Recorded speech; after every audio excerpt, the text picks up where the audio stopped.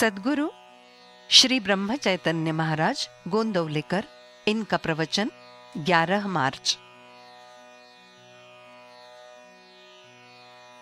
अहंकार के त्याग से गृहस्थी की लाभ हानि सह पाएंगे। गृहस्थी परमेश्वर की प्राप्ति में कभी बाधा नहीं हो सकती। ये तो हम जानते हैं कि गृहस्थी में हमारा कई लोगों से विविध कारणों के कारण संपर्क आता है।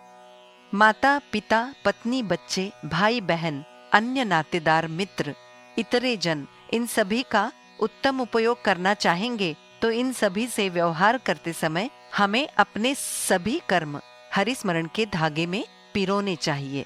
फलतः सबसे स्नेहमय संपर्क बना रहेगा। गृहस्थी सुखकारक होगी, कम से कम पीड़ादायक तो होगी ही नहीं। इन सभी से हमारा संबंध अभिमान, अहंकार के कारण ही बिगड़ता है। अहंकार केवल धनवानों को ही होता है ऐसी बात नहीं, गरीब भी अहंकारी होते हैं। पुराणों में हमने पढ़ा है कि जब हिरण्यकश्यपु को भगवान ने पलथी में लेकर उसका पेट फाड़ना शुरू किया तो अभिमान के कारण उसका हाथ तलवार की ओर बढ़ा। साक्षात परमेश्वर सामने होते हुए भी उसने हाथ जोड़कर प्रणाम नहीं किया। अभिमान का कितना नशा होता है। गरीब लोग भी इस अभिमान के बहुत शिकार होते हैं। एक बार एक भिखारी किसी के द्वार के पास पहुंचकर भीख मांगने लगा। तब वो आदमी भिखारी से कहने लगा, अरे तुम्हें कुछ समझदारी है या नहीं? कुछ समय का तो ख्याल करो, समय असमय आते हो। तब भिखारी कहने लगा, भीख नहीं देनी है तो मत दो, जाओ जाओ, मुझे तुम्हारा अकेले का ही घर नहीं है, गांव में ऐसे 100 घर पड़े हैं। देखो अभिमान की जड़ें कितनी गहरी धसी हुई रहती है।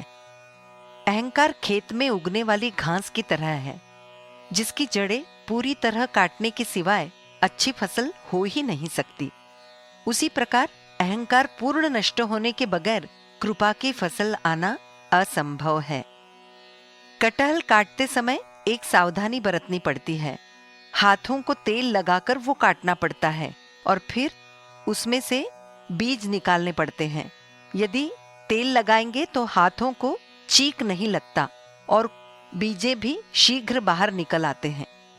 उसी प्रकार नाम स्मरण करके गृहस्थी में व्यवहार किया तो अभिमान या विषय वासना का चीक नहीं लगता और परमेश्वर की कृपा से बीज भी जल्दी मिल जाते हैं।